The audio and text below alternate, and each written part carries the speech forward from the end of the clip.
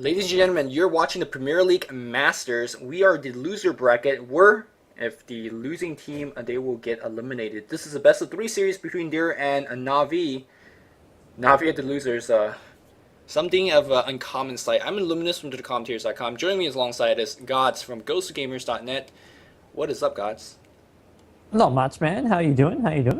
As you said, loser bracket match. This is do or die for both these two teams, so expecting sparks to fly, hopefully. Yep. No, it's going well, and it's Navi first pick. They are playing with a couple of stand-ins, unfortunately unable to fill all five. Seems like Emo and Nier is going to be replacing Art Style and Havos. I think Emo is Havos. Last time I checked on his profile, I think it did say it was Havos. Okay, well, we have a very easy way to quickly find that out. Use Steam profile. It looks like Havos, judging by his past nicknames. So I'm going to say it is Havos. Sounds good. So now we have to check who's Emo. I mean, Nier. Well, he's definitely a stand-in. I'm not exactly sure who that is, but in any case, Navi's not playing with five. They're not playing with five. And I'd say Durham. I mean, we mentioned this a bit back in game number 1 against MTW. It's actually G who's missing, who is one of their key players. But at the same time, that was the one game Dara won when they weren't playing with G. Right. So, I mean, that throws our theory out the window to some extent. But I think it's undeniable that their play does center around them. And I think game 2 and 3 came down to MTW playing a lot sharper strategically as well as execution, in terms of execution as well. Maybe that's the point. They can't play with the style they are too comfortable with because teams are too prepared for it. I don't know. Yeah. Or maybe they play Kado and they win. Maybe that's it too. Hey, Kado's in pull, by the way. Just want to point that out. I think Dara, man, that's the one here they had success with, so they may try to pick it up here. Maybe not early on. They're going to pick up the Lone Druid and Leshrac, and this kind of, third pick Coddle, definitely a possibility here. Even in the 4th or 5th pick, Navi have picked up a hero they love to use in the Prophet, and now they pick up the Brewmaster as well. So nothing too out of the ordinary so far. Both teams picking up pretty sort of stable picks for themselves. Navi, they don't play much with Brewmaster. That to me is the most out of the ordinary thing that I've seen so far in the picks, though. Yeah, Navi generally not a team that goes for a team fight lineup / team fight hero, but definitely could use it. Hey, there you go. Keeper of the Light, deserving the respect, at least from Goblin. And we'll be picking him quite high, quite high. Hey man, I do feel, this goes back to that first game we saw between Dara and MTW. Brewmaster, a nice way to break through and actually take out Coddle once you get the blink. The problem was you're up against a Lycan as well as the Lone Druid. 2 heroes great for dealing with the Primal Split. This time there's only the Lone Druid, so depending on how much actual damage they would go for, I feel the Panda and Brewmaster could be a hero to just wreak havoc and just basically cause too many problems for Dara here, especially if you get some early farm. They have the Tinker as well. Here we'll probably see in the hands of Dendi, who does play that pretty well, and we'll see him either playing that in the mid lane or the safe lane, I imagine. Light of Heaven, generally the player to go into that Prophet here, but they can mix things up. Could be Puppy playing him in the jungle, could be Light of Heaven in the off lane. They've got plenty of options here. Winrunner still in the pool, so are some other sort of trademark heroes for both these two teams, but we'll see where they want to go following with these last 2 picks left for both of them. You know, one thing that you see when there's a Prophet and Tinker on the same team is if the game goes even and it's past like 25-minute mark, once Tinker gets his item, once Prophet gets his item, the team with both those heroes are greatly advantaged. It seems like you could never really push in against their base, or you'll take too long. The creep equilibrium is always pushing in against your base when you're pushing.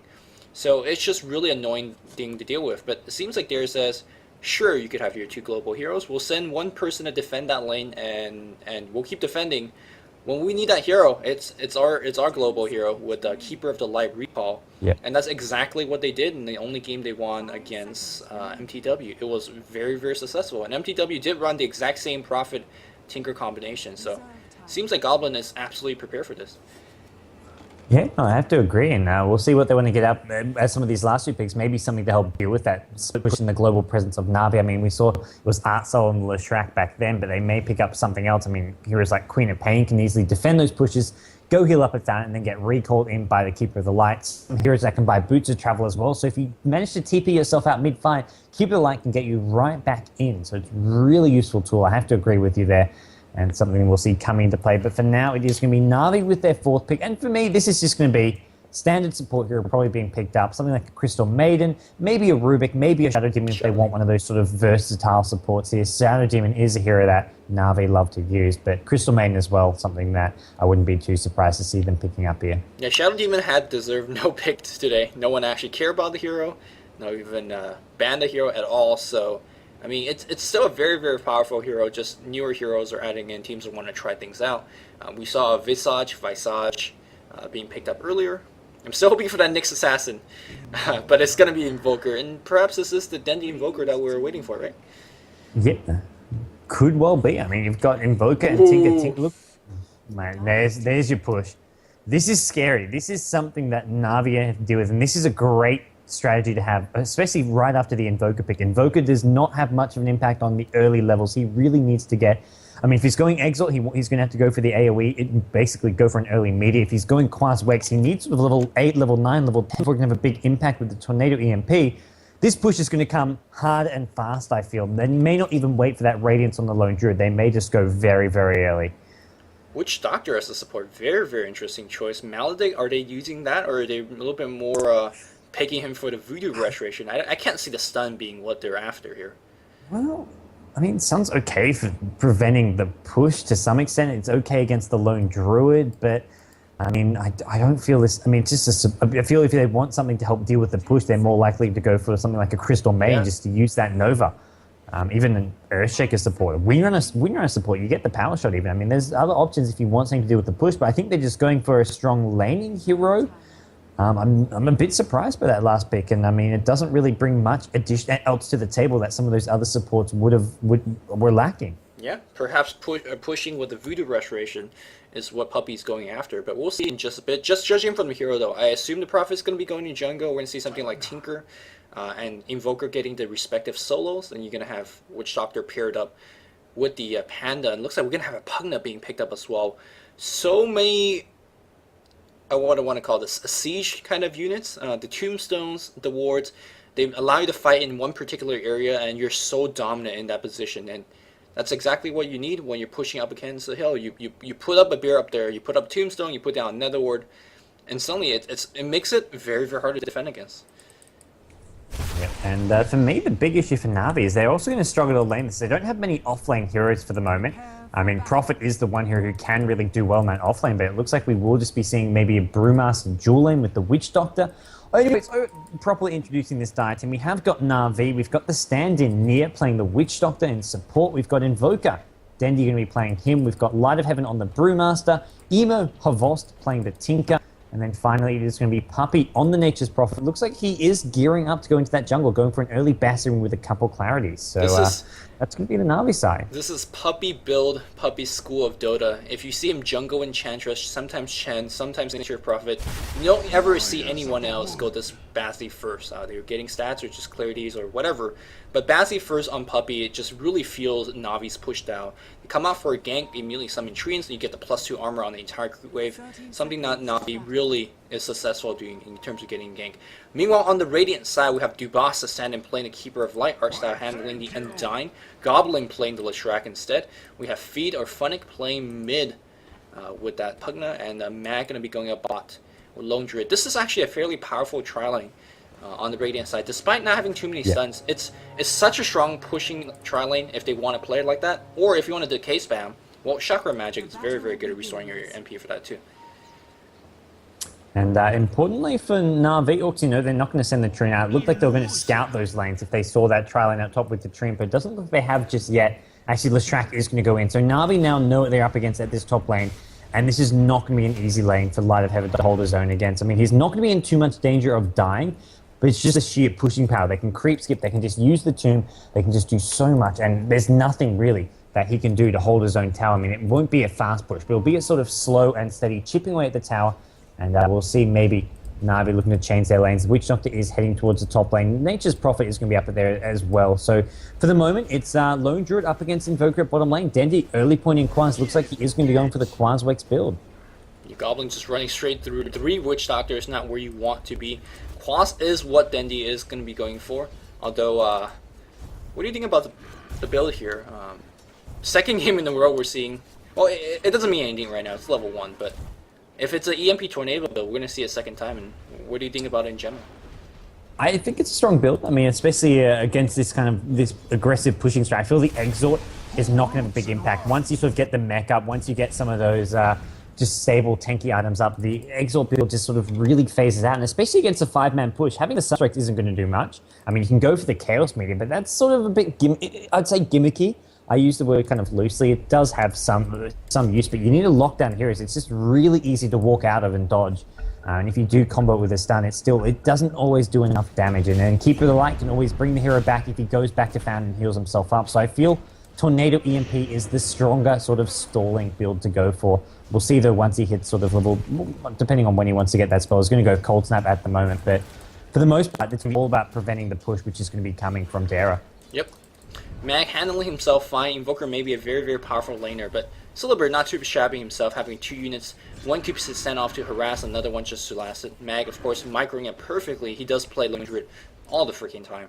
On the mid lane, though, Funnick, we don't see Pugna too much in the mid lane anymore. Neither do we see Tinker in the mid lane anymore. But these are good old solo mid battles. Who do you think favors here? I'd give Tinker the slight edge here. Interesting. I think it's a massively one-side. I think Pugna has the... Well, I'd say it's almost 50-50. I think Tinker has the slightly better harassing potential, but Pugna has the greater ability to clear out the wave and then get the rune control. Yeah. But with Prophet over on Na'Vi, there we go. Prophet just TP's top, gets the rune, and I feel like they're going to deny all the runes from this Pugna. He'll be forced into Bottle Crowing or something, but I think Tinker will be okay in mid lane. Except he's got this soaring recipe right off the bat. I don't think that's going to help him out all that much, even if he gets a nice early soaring. Yeah, it's something you never see to go solo mid hero and go sobering instead of bottle. He might still get both because we saw Sock getting it earlier right now. Fee just controlling lane with his Nether Blast, harassing. Pugna has such a big mana pool, 4 int game per level. I think highest could be. But on the bot lane here, they're going to want to go for Mag. Treant gets summoned. Nice blocking here from Puppy. A couple more right hits going to do it. TP is on CD. The Tornado will pick him up. Dendy picks up the first blood. It is going to be a Quas Flex build as you did see the Tornado being summoned there. Very well played here by Invoker and Puppy. Yeah, I think Dendy, he recently hit level 4, could have got another point in Quas, then recognized an opportunity for a kill. That was a level 1 Wex Tornado. That's the shortest tornado I've ever seen. But it did the job. It did enough damage. It set him up the kill, and that's the first blood for them. And that's Mag really going to be struggling in this bottom lane. It looks like Puppy's happy just to stay at this bottom lane, get some more push going, and really force Lone Druid to go onto the back foot. Again, that Ring of Passé is being turned on, applying a little bit of pressure on the top lane. The Illuminate does hit on 2 heroes. Seems like no go has been made so far. I feel like there is missing a chance. It's a -1 hero art style going in. That's the Tombstone. Who they want? It seems like Nier is the easier choice. The Voodoo Restoration helping out Light of Heaven. Completely in big trouble. The tower tanking some of the Edict damage. The cast is bouncing nothing but heroes. Will the Tombstone be enough? The Decay will do the last hit, but Goblin goes down. So despite how powerful this dive is, they're just not doing enough because the Voodoo Restoration, believe it or not, is keeping them alive. Yeah, it was really interesting. The tower actually focused down the tomb, not something, considering there's other units there, it actually prioritized the tomb over some of the heroes. And that, it worked Na'Vi's way. They probably would have lost a second hero, maybe not even gotten that kill if the tower didn't focus down that tombstone. So, interesting mechanic to take note of. And as a result, 1-for-1 trade. I'd say it's okay for Dara. They just want to be aggressive, get those kills. As long as it's not art style going down, he's going to keep getting the levels, keep getting the farm he needs. He's almost got enough gold for those arcane boots.